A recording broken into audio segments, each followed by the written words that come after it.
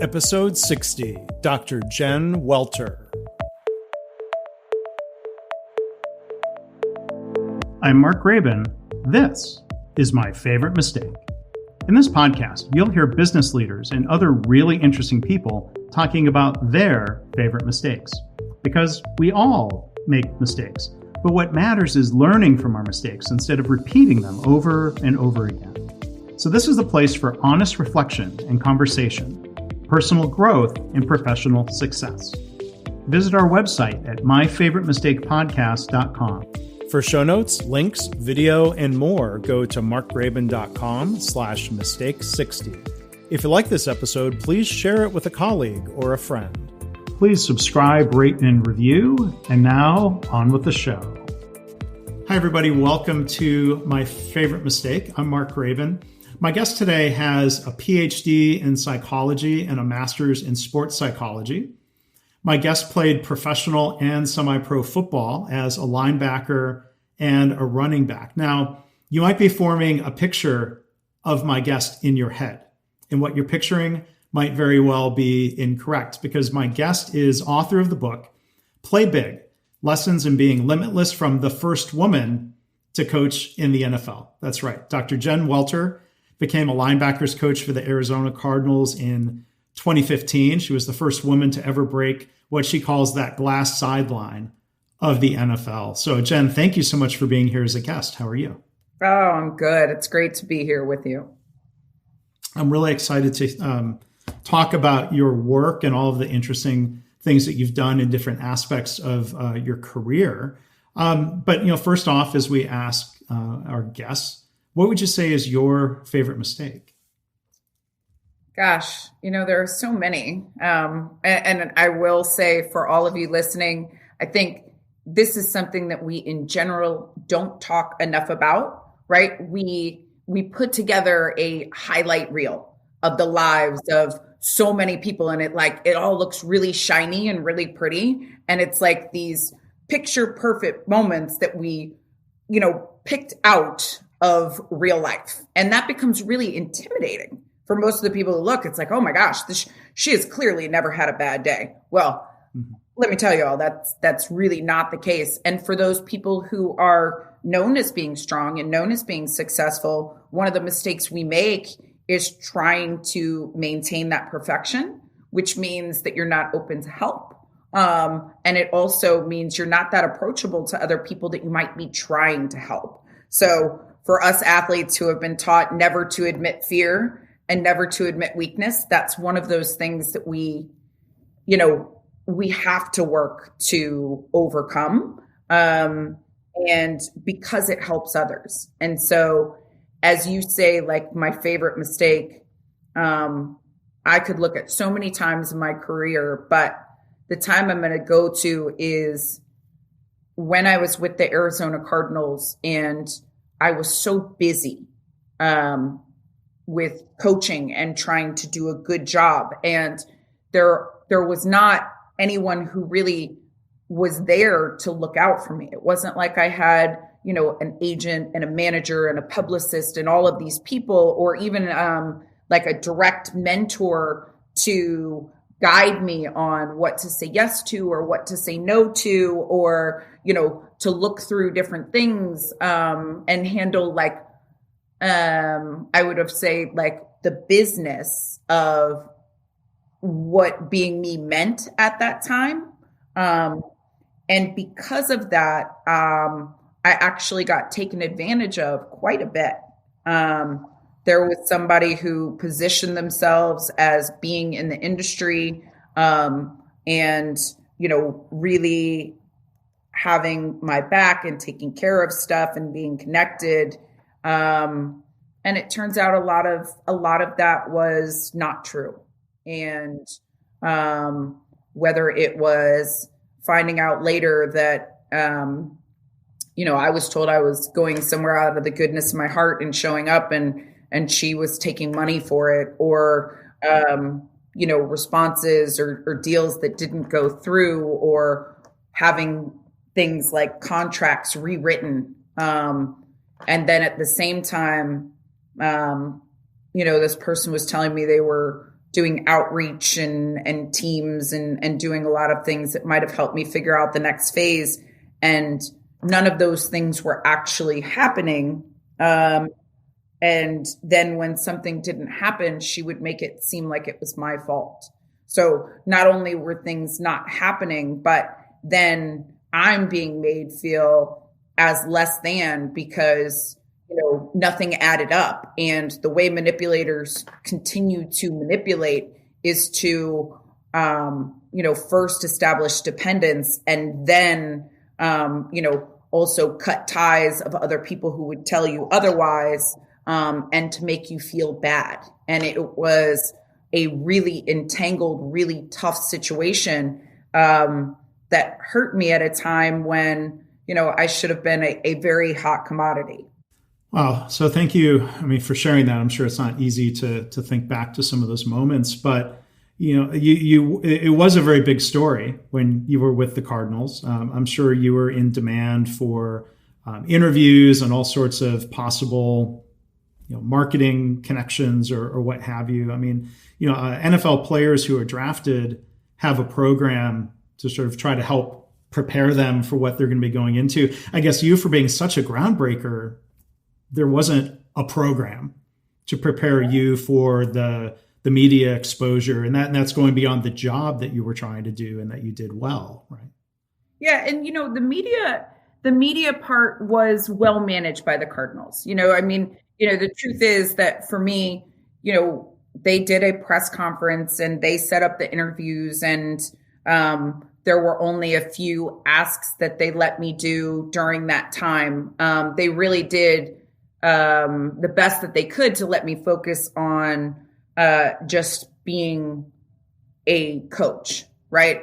But in terms of all of the other stuff, or even the demands or people, reaching out, I didn't have anyone who, could help me in that way or filter it in that way. And so unfortunately, when you don't have people who are schooled in that stuff, then it leaves a door open for people who are just trying to take advantage of a situation. And it's something that we hear about a lot with athletes and celebrities, whether it's contracts being rewritten, money not going the place that it said it could or should.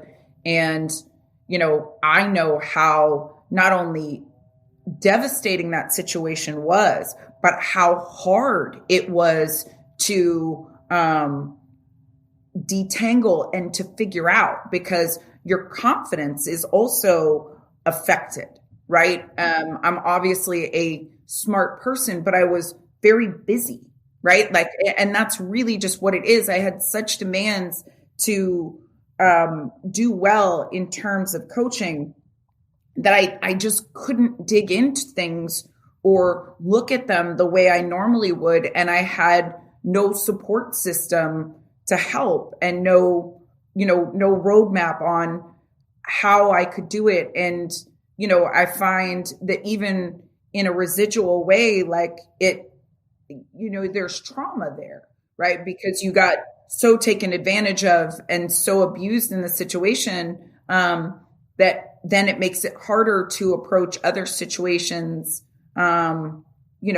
later on. And so I think it's important that we talk about those things because, too often we just think there's something wrong with me because, I didn't know any better. And yet, how does anybody know any better if we don't talk about it?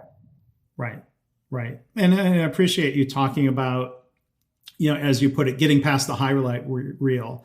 And, I'll link to this in the show notes. There are impressive highlight reels of Jen playing the women's football team and some pretty hard hits, and you think, well, look at the tackling form. And, I heard people describe you as a really tough hitter. There are also plays where you make the wrong read, or as a running back, you slip and fall and fumble.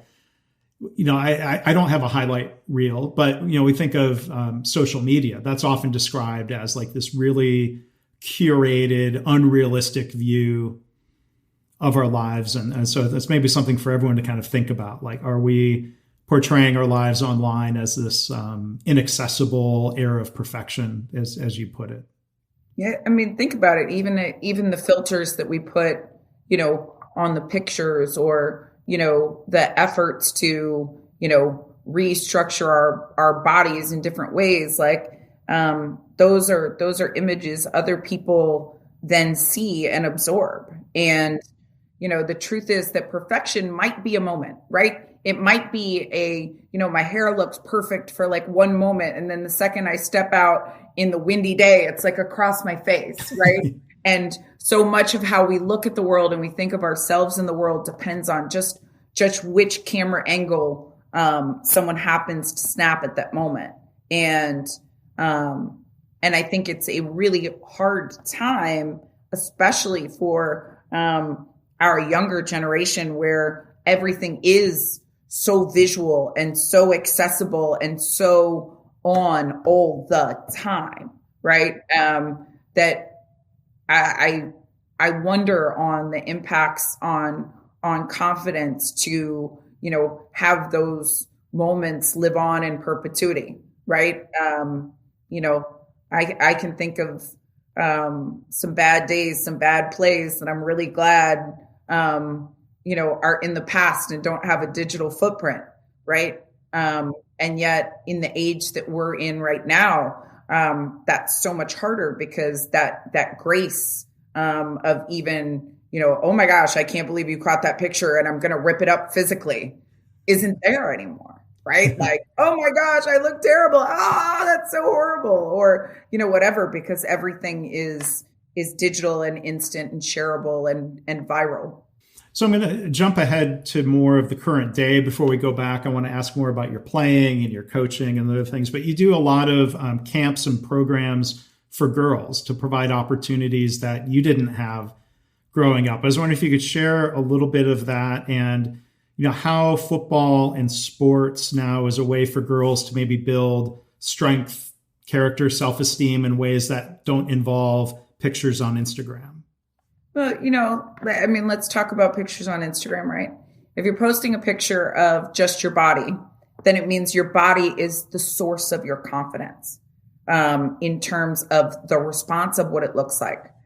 I want it to be the source of your confidence in terms of it allows you to go out and run and tackle and catch and do whatever it is that you want to accomplish in your life, right? Like, that you're building into your body, not just so that someone will respond to how it looks, but how it allows you to accomplish, how it makes you feel. And we know in terms of confidence for girls that when they're involved in sports, they're much more likely to take care of their bodies and respect it, which means making choices not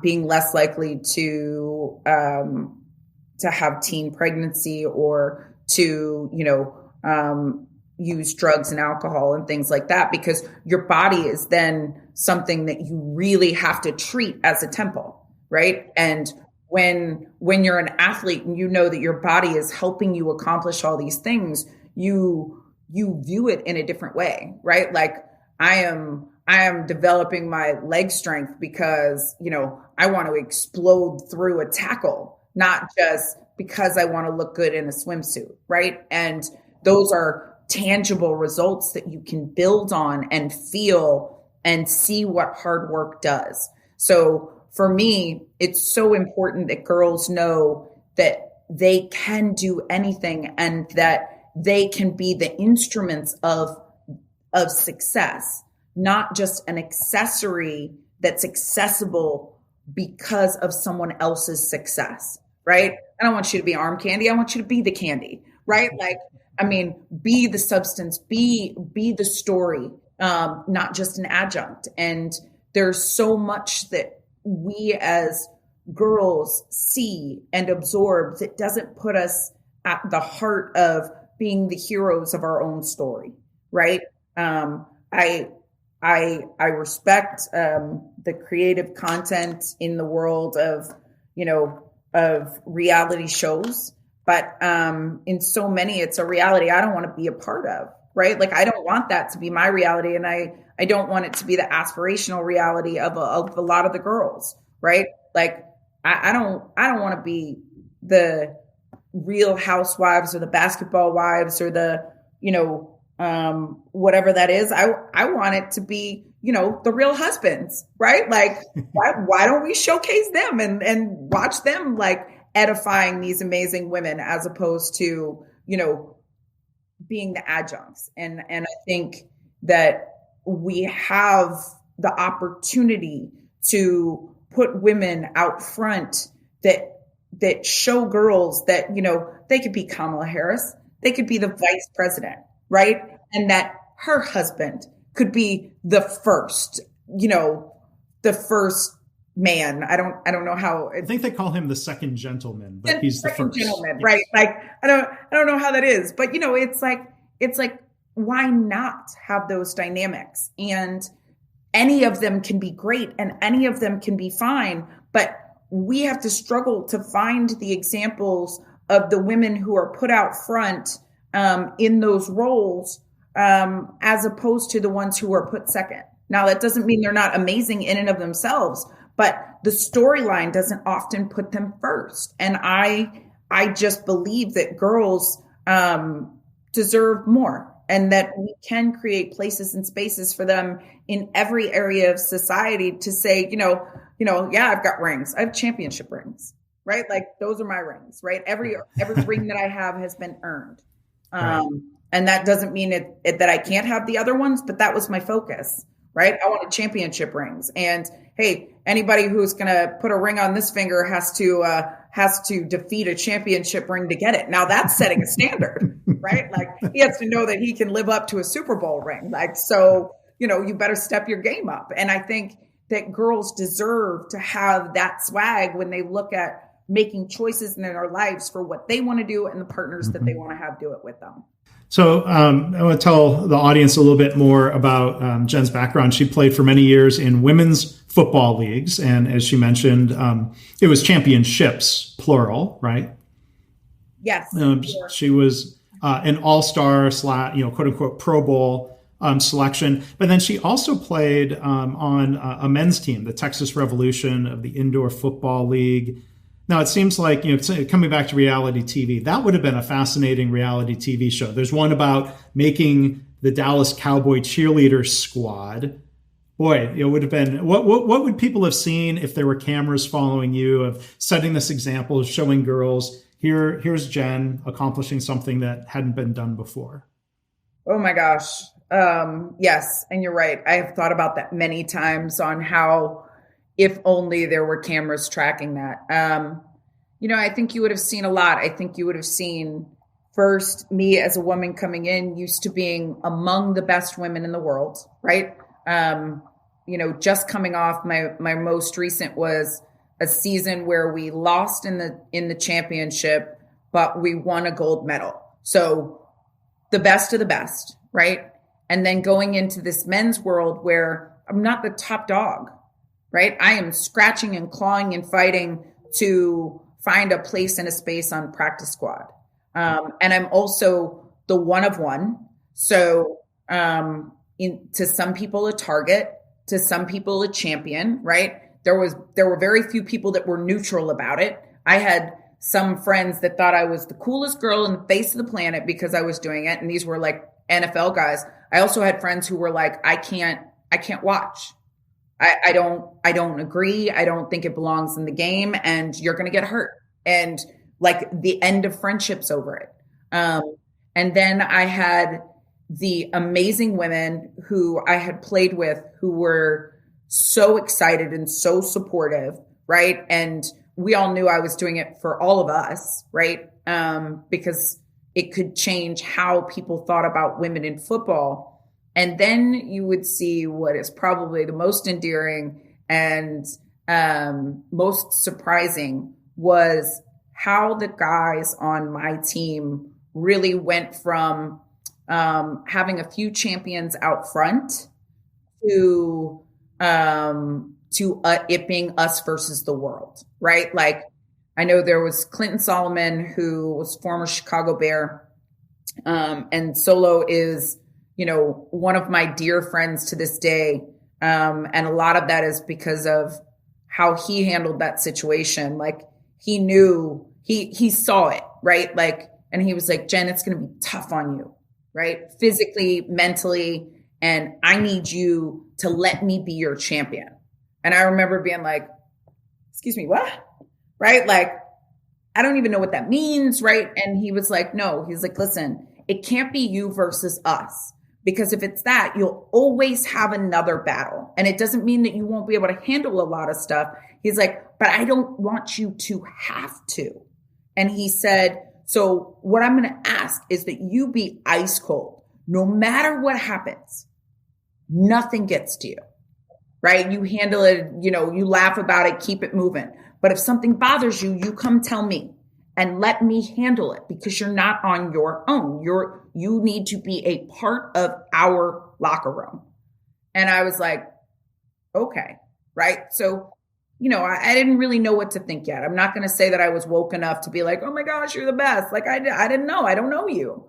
And so we're in practice one day and, this is a scene to a movie in my mind, right? Like in the movie of my life on things that I will always cherish. This was one of those days. And it was partially one of those days because I personally was like face planting in the mud. I'm having to work as a running back, picking up blitzing linebackers. We're doing inside runs. So that means every play I'm getting hit, whether I'm picking up a blocker or, I am running the ball and getting tackled. Like there's no escape. There's no way out. Like, and it's getting ridiculous, right? Like I'm covered in mud, just when I think I need to set more and, like brace myself, then I get swum over and, probably end up face in the dirt.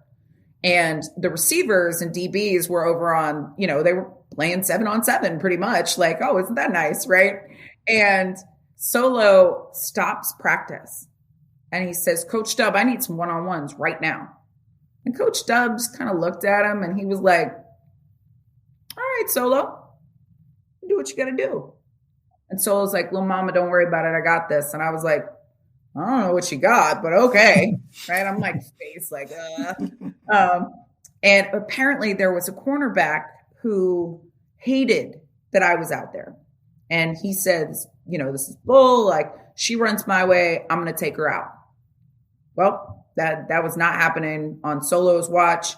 And so he stopped practice. He said, you, cornerback, you want to talk smack to a girl? You are not good enough. I'm getting you cut today, right now. It's you and me. And so the guy kind of comes up and he lines up off man. And Solo's like, oh, no. You're a big man. You want to talk to a girl? You going to press me. Come on. So he pulls him up to the line of scrimmage. Then he looks at the quarterback and he's like, hey, quarterback, I'm about to run a fade on this guy right here. So called out the route. Happens. He runs. He gets it in the end zone, takes the ball down, puts it in the guy's face, said, you still want to talk smack to a girl? Let's go again. And several times, the same thing kind of played out. The guy gets cut. And after that day, it was just really different. It wasn't me as the outsider. It was us versus everyone else. And, there were a lot of different moments that happened across that season. But what's so fascinating is we all got to be really close in a situation where everybody thought it would fail. Oh, it's a publicity stunt. It's this, it's that. I'm like, man, I know the definition of a publicity stunt and I got to get better at it clearly because this hurts too much for a publicity stunt, right? Like, why am I taking these hits every day for a season if it's a publicity stunt? I'm working way too hard. But it was the relationships that we formed that actually caught the attention of a new head coach the following season, Wendell Davis, who then sat me down and grilled me on football. And when we finished talking, he said, you have to coach my football team. So, it was one of the most transformative seasons of my life and something I never set out to do and would do it a million times over if I had the opportunity. Yeah. So clearly not a mistake from your perspective, spending that season with the men's team. And you weren't just standing on the sideline holding a helmet. You were in the mix. And I mean, for context, you're strong. Like, they see the pictures of you on the Cardinals sideline, like, bit of a gun show, with the with your arms, but you're 5'2", which is a disadvantage in football as a running back, man or woman. I mean, that was something to really overcome. People might be picturing, well, she must be 5'8", 5'9", 5'10". I mean, you've been told, I think it's interesting as you were growing up, a couple of times, unfortunately, that you were too small. Does that lead, what does that lead to in terms of strength or learning to overcome things? I think, first of all, it motivated me to learn to work out and to lift weights. Cause I never wanted to be told I wasn't strong enough again. And so I was in the gym at a very young age. But it also was something that was a disadvantage in my mind early in my life. But as a player, once I realized that it was actually an advantage, that's when I became really good. Like we always say, low man or low woman wins in football. And so leverage and being able to get underneath somebody is an actual advantage. So it's funny because when I was first playing, I was trying to overcome my height, which means, running tall. And that's a big disadvantage. Big guys are trying to get lower and lower, and I'm already starting low. So once I realized that was actually an advantage, and I leaned into it and stopped trying to be everything but what I was naturally, and owning that what I was could actually be special, that's when I became really good. So I think it's a great life lesson that, like, there are certain things you can control. I can't control my height, so I'm not going to put a lot of energy into, gosh, if I was only 6 foot, I can't change that. But strength, I can change, right? That's something that's in my control. And, how I use my height, that's something in my control too. Probably less likely to be able to, for example, dunk a basketball. But that doesn't mean that I couldn't be great in other areas. So channeling the energy into, what I could control, which was, my strength and my speed and my technique. Mm-hmm. I think that is a very transferable lesson and reminder for people. I want to hear a little bit about your time with the Cardinals and how you bridged that gap. Again, going into a new environment as the first woman in an active coaching role with the players. What strengths did you bring? When you talk about leveraging strengths, what did you bring into that role as a coach, and how were you accepted on the field and with the team? First and foremost, definitely a PhD in psychology, and somebody who had a master's in sports psychology. So really being good at sports environments and knowing where I could add value, and what kind of communication would be, well received from the players. Often, very one-on-one, very personal and very interpersonal. And so it was different for them in a way, because it was not necessarily the communication they were used to, but one that they were used to in their lives, just maybe not in football, right? A lot of these guys had been coached by very strong women in their lives. They just hadn't had it on a football field before. So it was, I think something that stood out. And then also, to their credit, those guys knew everything about me before I even walked onto the field for the first time. They had watched my game film. They had called their friends. Like, they had dug deep. And to me, that meant, okay, well, we're fine then, right? Like, because as athletes, that's the ultimate sign of respect, right? When you watch somebody's game film, that means you're invested. So they knew about me. They were proud to be a part of history. They knew I had played on the men's team, which to a lot of them was like the standout because they knew I was in it for the right reasons. And then, on top of that, I just made sure when I had the chance to add value, I did. It doesn't mean talking all the time, but kind of being like a little secret weapon, right? Like, hey, next time try this. And when it would work, they would want more. And so I just think that coach-athlete relationships are so special and so important. And we just really formed bonds that were about being better players and better people in the process.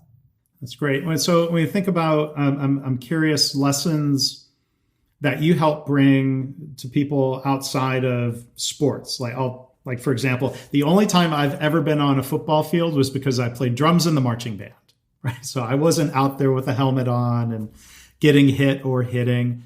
A lot of people, I'm a fan of sports, and it's always interesting to think of connections, lessons, inspiration that you see from athletes and coaches. Like when you work as a speaker, what are some of the messages that you bring to say, people like me who sit in a chair too much? Well, one of the things is to realize, like I always say, what if everything that somebody told you was wrong about you was actually what made you right? There are so many things that we don't fit to somebody else's mold. But then again, are you really trying to fit their mold, right? If I'm trying to be something that I'm not, then I always feel a little bit off, a little bit wrong, a little too short, a little too female, whatever it is. And yet, if you understand that your unique value proposition is yours and it's special, then you start to lean into it in a way that allows you to be more special, right? I think authenticity is so important, and the consistency in who you are, how you act, how you move to go from one situation to another, right? And, in football, we see it very clearly, right? It doesn't work if everybody looks the same, right? Big talk about Tom Brady right now, right? Like, he's the GOAT. He went from New England. Everybody wanted him. Tampa Bay picks him up. We want TB12. Okay, you're right. Absolutely. He's a great quarterback. He is one of the greats out there. But do you want 11 TB12s? I don't. No, he wouldn't be a good left tackle. I cannot think of an offense or a defense that would put 11 TB12s in a situation that we're winning. I need very distinct chess pieces to put around TB12 that are all different and special and are together on one shared vision in order for TB12 to do what TB12 does, right? And football is this unique, powerful sport that really does celebrate diversity in how it functions. And so being able to reinforce that, whether it's football or business or in our lives, like that those differences are very special. It's just about matching them up with situations and demands and team structure, and putting those all into a system where they're maximized, right? That's what we're all talking about. You just happen to see it very visually in football. And I think there are powerful lessons about authenticity. In the beginning of your book, you talked about that. You told a story your time at the Cardinals of going and getting note cards at the store, that you were going to leave encouraging notes in the locker. How did that play out? How was that received? Did you feel like you were leveraging a strength that you might have been the first coach who had left an encouraging note card in the locker, or how did that play out? It's so interesting because I knew it was what I would have wanted as a player, but I didn't necessarily realize that it was so unheard of. I kind of thought that the locker room was like Vegas, right? Like this would be our secret, that this was just between us. And, before the game, a couple of players were like, man, I really appreciate those words. And I was like, great. This was not the worst coaching decision in the history of the NFL. We're fine. And yet At the end of the game, a reporter came up to me and said, history was made tonight at University of Phoenix Field for the first time in the history of the NFL. A female took the sidelines as a coach. And we heard you did something very special for your players. You left notes in their locker. Would you care to comment? And I was like, no, I would not. Because that would have been a secret I took to the grave. Nobody would have known. Yeah. Right? Like I would not have been like, yeah, I wrote notes and put them in my guys' lockers, right? No. But what came out was that, our huddle caller, Kevin Minter, told the reporter in his entire NFL career, he'd never had a coach care like that. And, to me, that's what it's about. It's not better or worse. It's just what's going to resonate with what people and who you are as a leader. I know how hard we can all be on ourselves. And what I could think of is that, I knew how hard those moments before a game were. And I just wanted the voices in their heads to be mine because I knew what I would tell them. And it turns out that it was something that was very special to them as well. And, I remember talking to Kevin and I'm like, Kev, you kind of sold me out on that. Like I didn't really expect that to be in the news. And he looked at me and he said, Coach, that was special and they needed to know. And I was like, well, okay then, because that was also his leadership, right? And him as a player in, a linebacker in one of the roughest, toughest sports on the planet to share that was important to him. That is a huge leadership role that he took in admitting that as a man, just like, and maybe even more against the grain was admitting that than me doing it in the first place. Right. Because I think as fans, we see players who are the best in the world at what they do. They're strong, they're aggressive, they're confident. We don't get a window into things like self-doubt.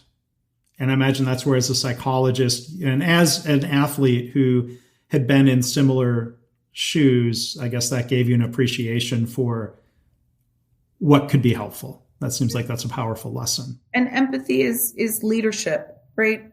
I remember one of the things that struck me from that is, do you think you did that because you were a woman? And I was like, empathy is a leadership trait, period. And why would you discount it because it came from a woman, right? We need more empathy in business, in sports, in society as a whole. And so let's not put it into just a bucket.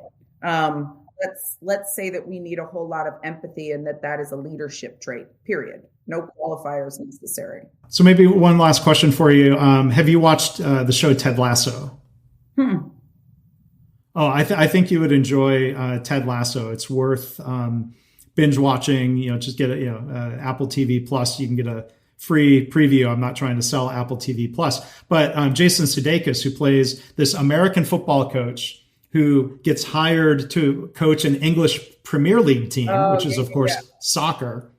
But Ted Lasso's character, I think you would appreciate, because this is not just a male-female thing. I think he's very empathetic. He's focused on the players as people. And there's I won't give spoilers away for you or others, but there's a scene in one of the later episodes involving a note card and a player.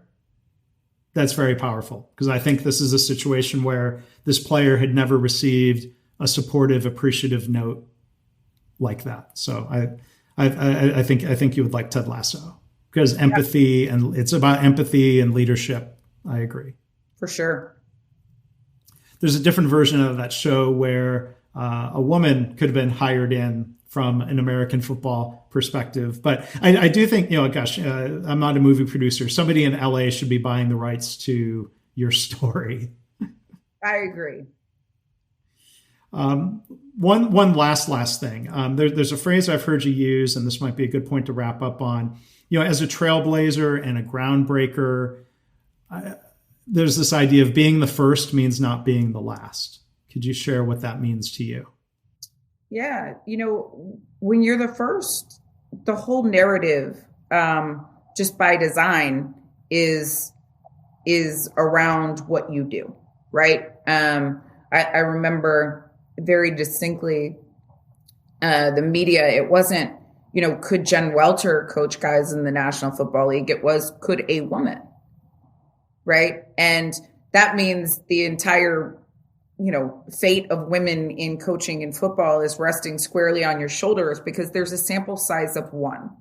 Right. Now, it doesn't mean that there aren't other women, better women, whatever. It just means that that's all they're looking at that time. And so I always said the opportunity and responsibility of being first is to ensure you're not the last, right? So first and foremost, that means do a good job and give them no reason to say, oh, well, this is why we can't have a woman. We tried that once, but you remember that Jen Welter thing, right? Like, you don't want them to slam the door and have you be the reason why it was closed tighter than it was before.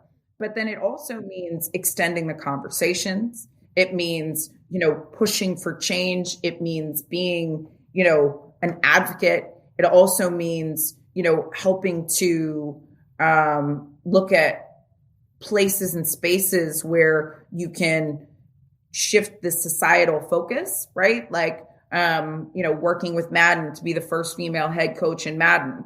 Now that means that a girl could see herself in the game and get permission to think, oh, well, coaching could be a woman, right? And plant that seed of that idea. And boys could look at it and say, oh, a coach could be a woman. It could be a male or a female, right? And then in terms of, things like developing girls programs so that there's a feeder system, all of those components feed into what hopefully isn't just an exception to the rule, but changing the rules for future women and future generations of women.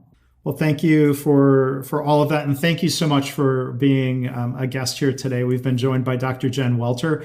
Do check out her book. It's called Play Big, Lessons in Being Limitless from the First Woman to Coach in the NFL. You can learn more about all of the different things that she does at her website, jenwelter.com. This has been a real honor, a real treat to have you here. Thank you for sharing not just story about mistakes, but the lessons that have been hard fought along the way. So thank you. Thank you so much. For sure. My pleasure. Thanks for having me. Thanks again to Dr. Jen Welter for being such a great guest today. For show notes, links, and more, you can see video and photos of her at work. You can find that all at markgraban.com/mistake60. Hope you're enjoying the podcast. If you like the episode, again, the best thing you can do to help the show out is to share it with a friend or a colleague or post something about this episode or the podcast in general on your favorite social media platform. And I hope this podcast inspires you to reflect on your own mistakes and how you can learn from them or turn them into a positive. I've had listeners tell me they've started being more open and honest about mistakes in their work, and they're trying to create a workplace culture where it's safe to speak up about problems because that leads to more improvement and better business results. If you have feedback or a story to share, you can email me, myfavoritemistakepodcast@gmail.com. And again, our website is myfavoritemistakepodcast.com.